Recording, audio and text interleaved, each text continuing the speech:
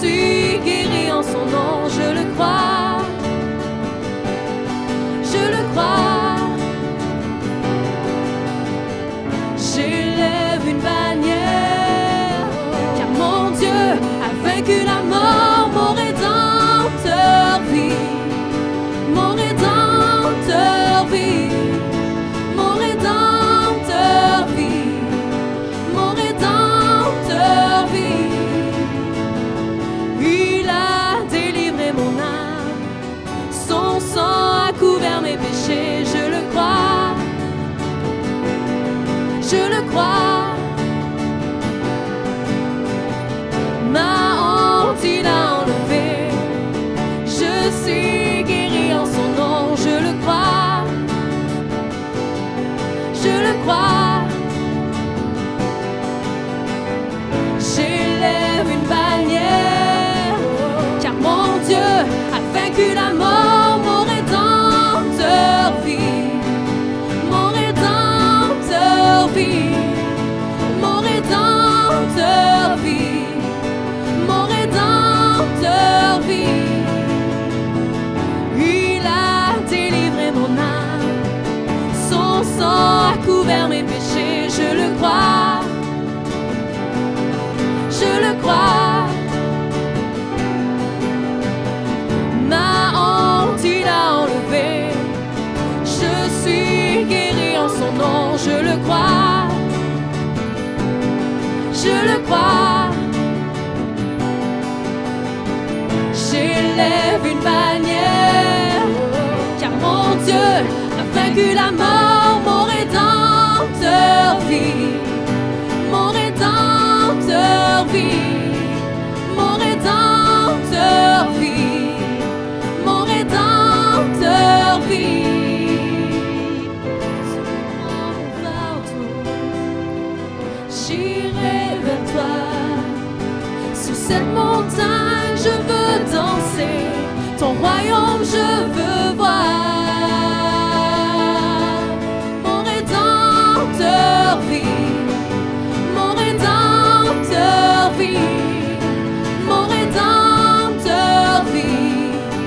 Mon Rédempteur vit. Mon Rédempteur vit. Mon Rédempteur vit. Mon Rédempteur vit. Mon Rédempteur vit.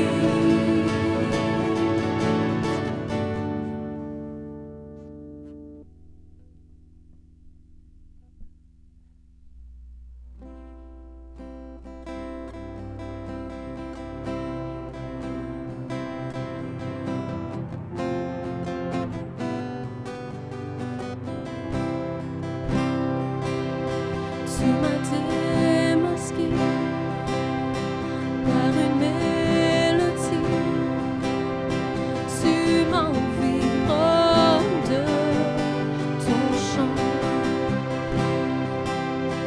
qui m'a délivré de mes ennemis. Mes peurs sont apaisées. Non plus l'esclave de la peur, je suis enfant de Dieu. Non plus l'esclave de la peur, je suis enfant de Dieu.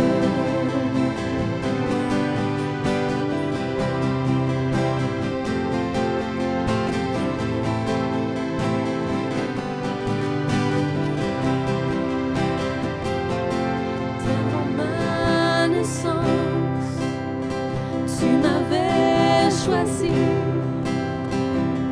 tu appellas mon nom, tu m'as fait renaître, tu m'as adopté, ton sang coule dans mes veines. Non plus l'esclave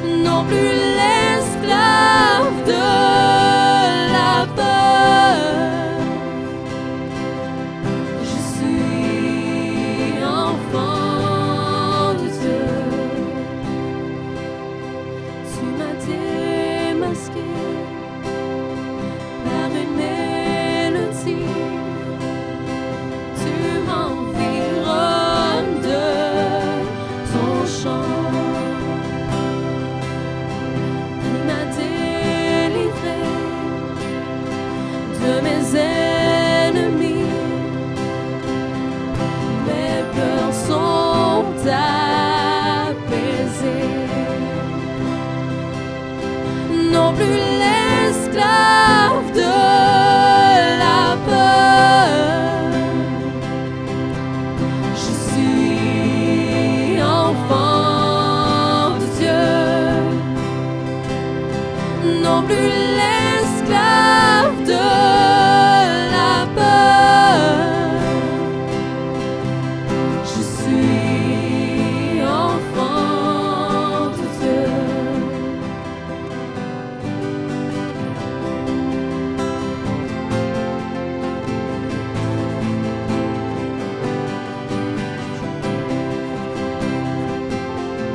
D'avant ma naissance, tu m'avais choisi, tu appelas mon nom, tu m'as fait renaître, tu m'as adopté, ton sang coule dans mes veines, non plus l'esclave de la peur. Je suis enfant de Dieu, non plus l'esclave de la peur. Je suis enfant de Dieu, non plus l'esclave de la peur. Je suis enfant de Dieu, non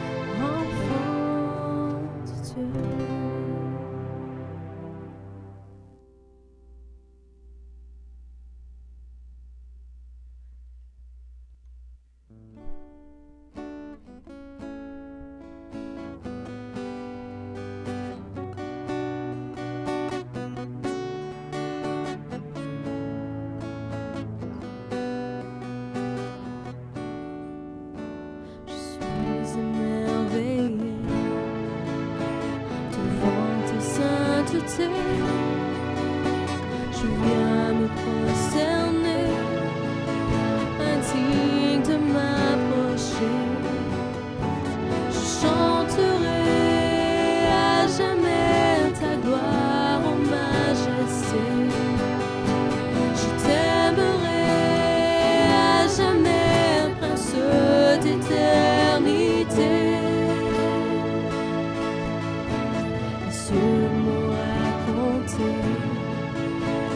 éternelle destinée, tu es le Rédempteur, le tout-puissant Sauveur. Je chanterai à jamais ta gloire, ô majesté. Je t'aimerai à jamais, prince d'éternité.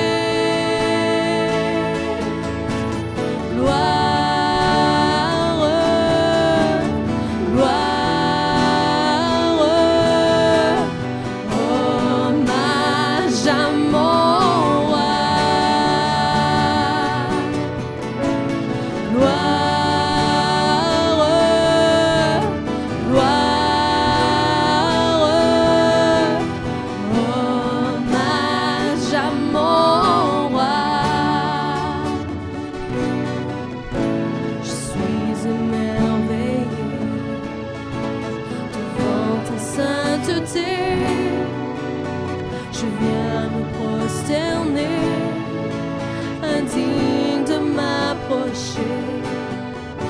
Je chanterai à jamais ta gloire, ô majesté. Je t'aimerai à jamais, prince d'éternité. Sur mon raconté, éternelle destinée, tu es le Rédempteur, le tout-puissant Sauveur. Je t'aimerai à jamais ta gloire, ô majesté. Je t'aimerai à jamais, prince d'éternité.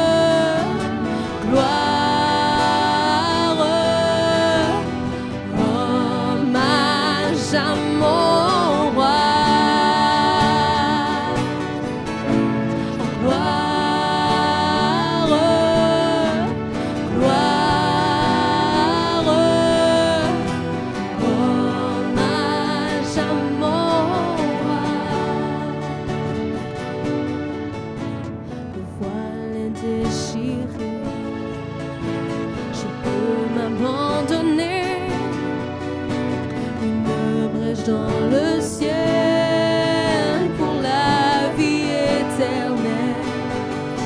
Je chanterai à jamais ta gloire, ô majesté. Je t'aimerai à jamais, prince d'éternité.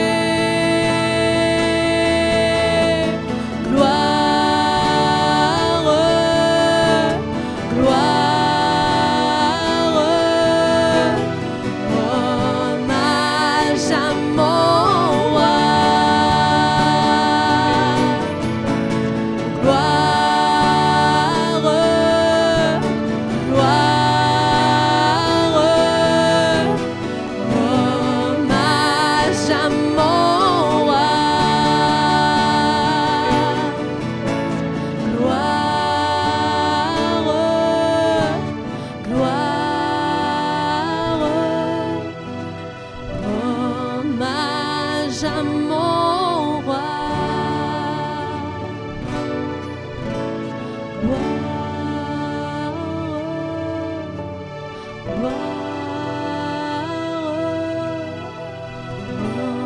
Hommage à mon roi.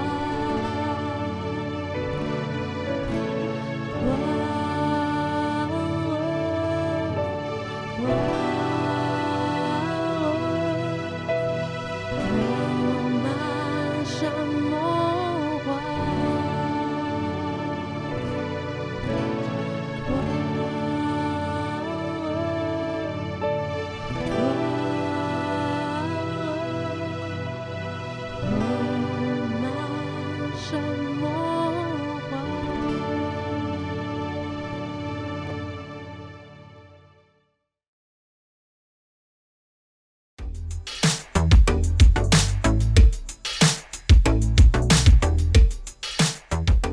Bonjour, je m'appelle Catherine Perrault et je suis membre de l'Église chrétienne d'Ontic et l'épouse du pasteur Michel Hurel. Aujourd'hui, j'aimerais vous présenter une revue de livres. Bien que cette revue s'adresse principalement aux femmes, cela pourrait bien intéresser les hommes puisque la lecture s'offre bien en cadeau. J'aimerais donc vous présenter l'auteure Liz Curtis Higgs. Liz est l'auteure de 37 livres tirés à plus de 4,6 millions d'exemplaires, incluant des romans historiques à succès. Elle est passionnée par 3 choses. Encourager les femmes à travers la parole de Dieu, explorer les histoires des femmes dans la Bible et écrire des romans qui se déroulent dans l'Écosse d'autrefois. Ces messages sont bibliques, encourageants, terre à terre et profondément drôles, aidant à la fois les femmes à embrasser la vérité de la grâce étonnante et immuable de Dieu. Ce matin, j'ai choisi de vous présenter un de ses livres à succès, soit Les mauvaises femmes de la Bible ou en anglais Bad Girls of the Bible. Dans ce livre, Liz nous parle de 10 célèbres mauvaises femmes de la Bible, dont Ève, Jézabel, Dalila, la femme de Lot et bien d'autres. À travers chaque chapitre, Liz nous montre comment Dieu peut transformer par sa grande miséricorde. Pourquoi pensez-vous que Dieu a préservé les récits de vie des mauvaises femmes dans la Bible? Peut-être que c'est pour illustrer que quiconque croit en lui ne périsse pas, mais ait la vie éternelle. Depuis le Jardin d'Éden, Dieu a donné des instructions, les conséquences et a permis à ses créations de faire leur choix. La foi en lui ou l'éternité loin de lui. Chaque chapitre dans le livre débute par une histoire contemporaine dans laquelle la majorité des femmes, jeunes ou d'âge mature, pourront s'identifier. L'auteur fait ensuite le lien entre la femme contemporaine de l'histoire et la mauvaise femme de la Bible présentée dans le chapitre. Croyez-moi, lorsque j'ai lu les noms des femmes présentées dans ce livre, je n'ai jamais cru que je pouvais m'identifier à elles et à comment Dieu pouvait me transformer comme il les a transformées. Et pourtant, j'ai été surprise de réaliser comment Dieu avait du travail à faire dans ma vie. Grâce à ces lectures, j'ai remis des choses en perspective dans ma vie. De plus, chaque livre écrit par Liz Curtis Higgs comprend des questions de discussion pour les clubs de lecture, ainsi qu'un guide d'études pour celles qui désirent étudier la Bible seule ou en groupe. Liz a aussi écrit 2 autres livres du même genre. Dans le livre « Les très mauvaises femmes de la Bible », l'auteur parle de 8 autres femmes mystérieuses tirées des Écritures, dont Bathsheba, Tamar, Jaël, Hérodias et d'autres. Ce livre démontre la souveraineté de Dieu. Quant au livre « Les femmes légèrement mauvaises de la Bible », il traite de 5 femmes de la Genèse: Sarah, Agar, Rebecca, Léa et Rachel. Et il prouve à quel point Dieu aime ses filles, leurs défauts et tout le reste. Je vous invite donc à découvrir ces livres et ces femmes de la Bible. Bonne lecture!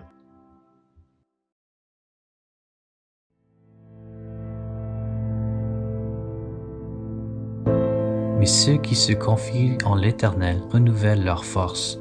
Ils prennent le vol comme les aigles, ils courent et ils ne se lassent point. Il marche et il ne se fatigue point. Ésaïe 40, verset 31.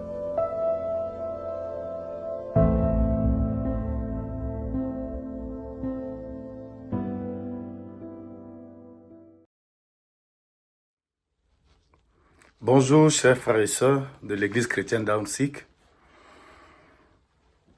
Merci d'être là ce matin. Je voudrais dire merci au Seigneur pour l'opportunité qu'il nous donne de pouvoir être dans sa présence et partager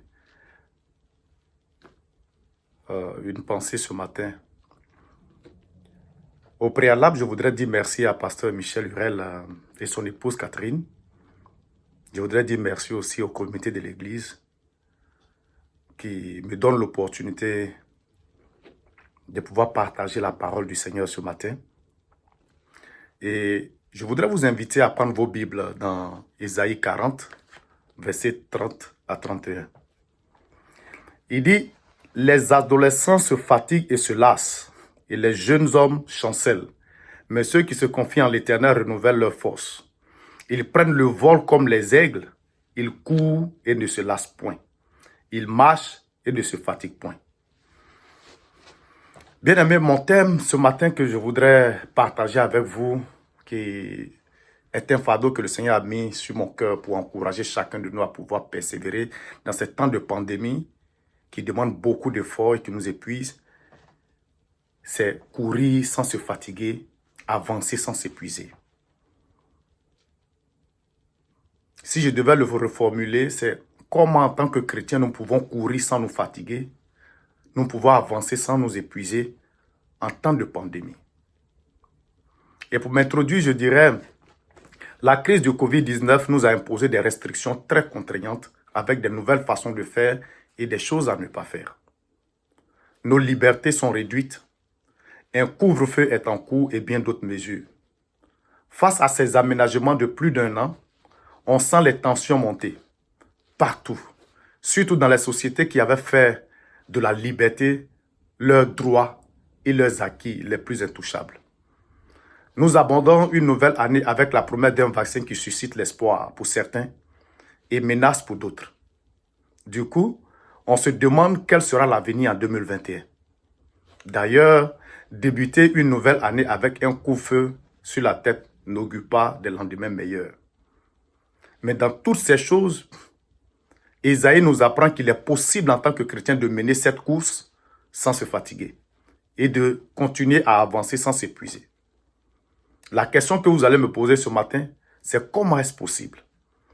Je voudrais que nous puissions mener ce voyage ensemble ce matin dans la parole de Dieu.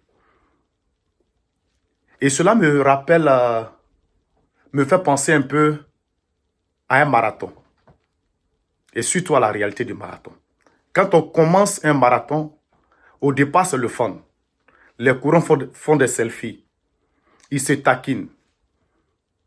Quand c'est une compétition sur une longue distance vers la fin, ils finissent par réaliser que ce n'est pas le fun. À un moment donné de la course, ils sentent la fatigue, l'humeur change, les amis sont séparés, il y a moins de rires. Et vers la fin, chacun essaie de se dépouiller au maximum de tout ce qui l'encombre. Même quelquefois, les gouttes d'eau sont jetées. Bien aimé, c'est le fun au début. Quand on commençait cette histoire de Covid-19, c'était le fun au début parce qu'on devait rester à la maison. Mais pour finir jusqu'au jour d'aujourd'hui, on est tous tannés. C'est pourquoi je suis venu dire à quelqu'un ce matin qu'il est possible de continuer. Et t'encourager d'ailleurs à continuer à avancer sans t'épuiser. Bien aimé, en observant cette course contre la Covid-19, dans laquelle tous nos pays sont engagés pour garantir le meilleur être à leur population, l'Église prie et chacun de nous, nous prions pour que Dieu nous donne la force à courir sans s'épuiser. Et l'illustration que je voudrais prendre pour étayer ces propos se trouve C'est passé en 1968 aux Jeux Olympiques de Mexique. En fait, aux Jeux Olympiques de Mexique en 1968, il y avait un homme du nom de John Stephen Akhwari, qui était un Tanzanien, qui, quand la course a commencé, il a été percuté violemment par l'un de ses rivaux et il a fait une chute, suite à laquelle il s'est blessé au genou droit.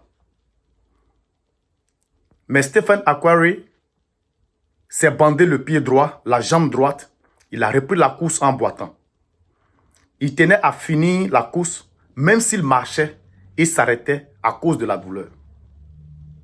Il tenait à finir la course non seulement pour lui-même, mais aussi et surtout pour son pays tout entier.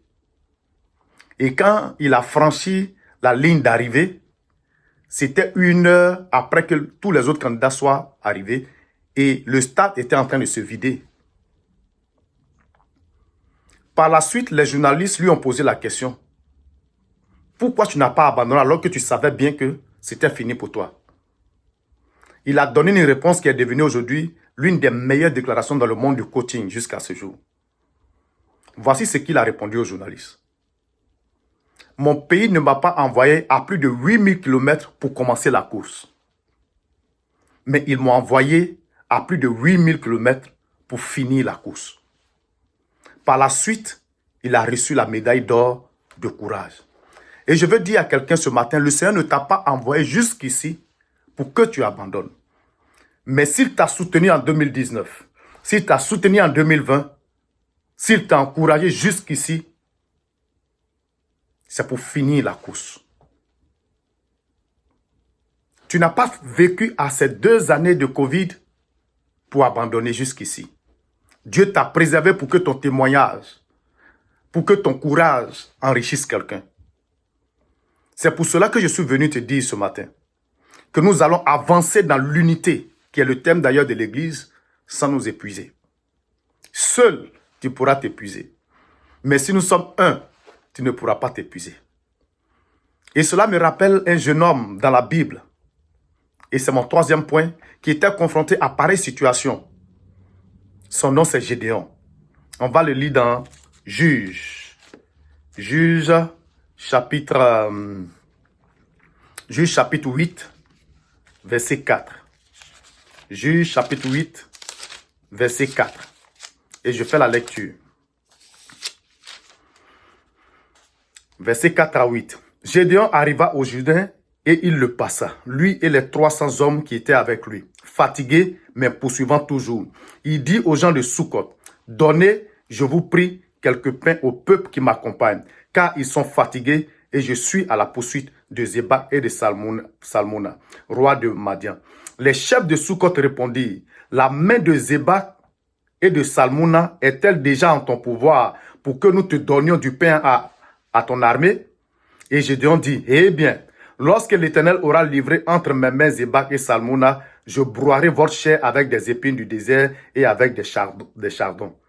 De là, il monta à Pénuel et il fit aux gens de Pénuel la même demande. Ils lui répondirent comme avaient répondu ceux de Sukkot.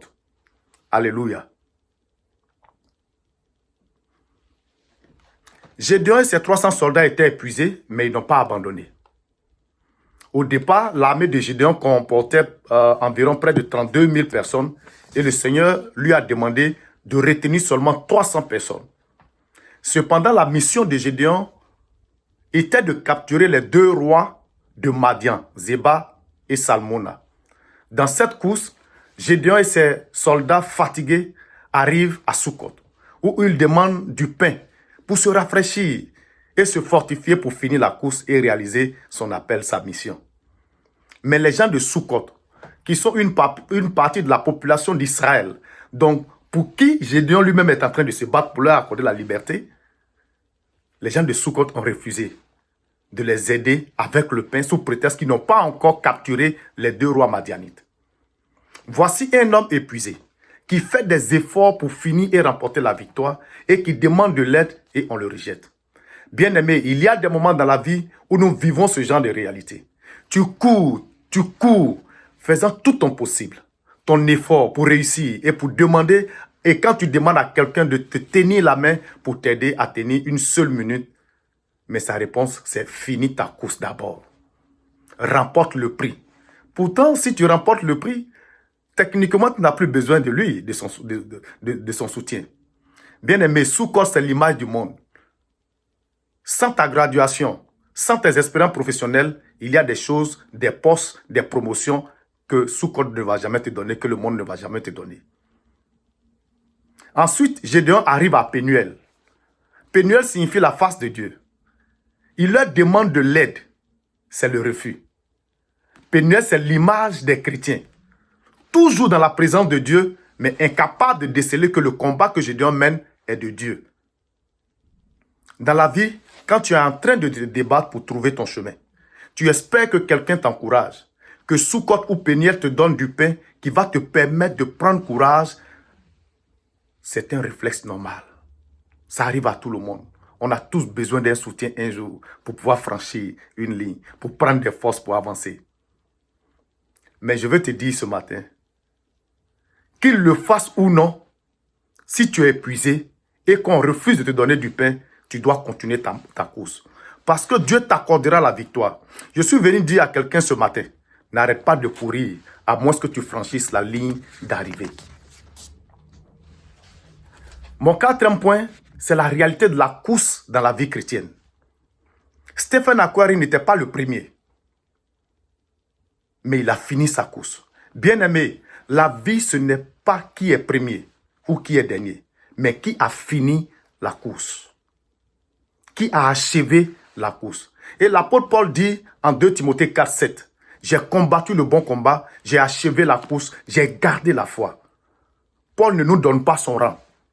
Les textes bibliques ne nous donnent pas le rang de Paul. Notre mission sur cette terre n'est pas de compétir. Notre mission sur cette terre n'est pas de savoir si on est premier ou on est dernier, ou avec qui que ce soit, on est en compétition avec personne.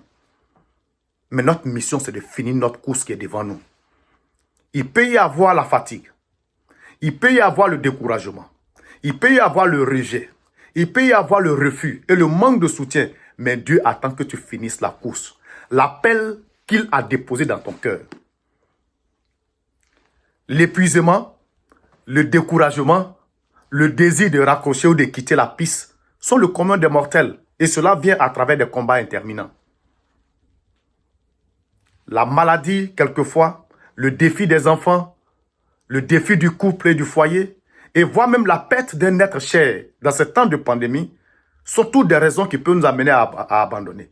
Mais tout cela, quoique douloureux, ne doit pas avoir raison de toi. Alléluia. À celui ou celle qui ne le vit pas encore, je veux te dire, tôt ou tard, la vie va te porter un coup. Tu seras agressé d'une façon ou d'une autre. Mieux, quelqu'un va te pousser ou te heurter comme le cas de Stephen Akhwari. Il ne l'avait pas prévu. Il ne l'avait pas planifié. Mais celui qui l'a poussé a continué son chemin. Il ne s'est pas arrêté parce que Stephen Akhwari est tombé. Et je veux te dire, ce n'est pas parce que tu es à terre, ce n'est pas parce que tu es malade, ce n'est pas parce que tu arrêtes de courir que la vie devrait s'arrêter. Donc tu as intérêt à te lever et continuer jusqu'à la fin. Souvent, nous sommes épuisés parce que quelqu'un nous a poussés. Mais parce que aussi, nous tournons en rond, cherchant notre chemin, cherchant notre appel, cherchant à découvrir nos dons, cherchant à découvrir le plan de Dieu pour nos vies. Et c'est comme si nous ne progressons pas. Pourtant, les années passent. Je veux t'encourager ce matin. Tu as certes pris des coups dans des batailles. Tu sembles tourner en rond et avoir trop de combats dans ta vie. Je veux juste te dire que Dieu ne t'a pas fait tout ce chemin avec toi pour que tu abandonnes en si bon chemin. Dieu ne t'a pas porté si haut dans ses bras d'amour. Il ne t'a pas non plus donné toutes ses bénédictions et ouvert toutes ses portes pour que tu jettes l'éponge. Mais s'il a fait toutes ces grandes choses durant toutes ces années, c'est parce qu'il a une course devant toi que tu dois finir. Alléluia. Et cette réalité est même dépeinte en Galates chapitre 5, versets 7 à 9. Et je voulais le lire avec vous. Galates chapitre 5, versets 6 à 9. Car en Jésus-Christ, ni la circoncision, ni l'incirconcision n'a de valeur, mais la foi qui est agissante par la charité. Vous couriez bien, qui vous a arrêté, pour vous empêcher d'obéir à la vérité. Cette influence ne vient pas de celui qui vous appelle. Un peu de levain fait lever toute la pâte. Alléluia. Paul souligne cette réalité. Il avait ouvert l'église de Galate et l'église de Galate allait bien jusqu'à un moment donné où elle a commencé à régresser, à sombrer parce qu'elle était fatiguée de croire et de faire confiance en Dieu et dans les grâces et les promesses, toute suffisance de Dieu. Cette église a commencé à avoir de nouvelles pratiques, des nouvelles façons de faire, qui étaient quand même bizarres.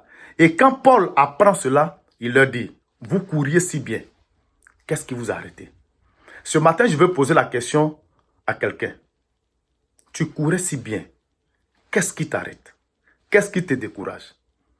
Paul relève les raisons qui font que nous nous arrêtons souvent. Ce sont les obstacles et les influences. Ce matin, je vais te poser la question. Quel est l'obstacle qui est devant toi? Qu'est-ce qui t'influence? Et ces deux choses, c'est l'image des personnes ou des situations que nous vivons.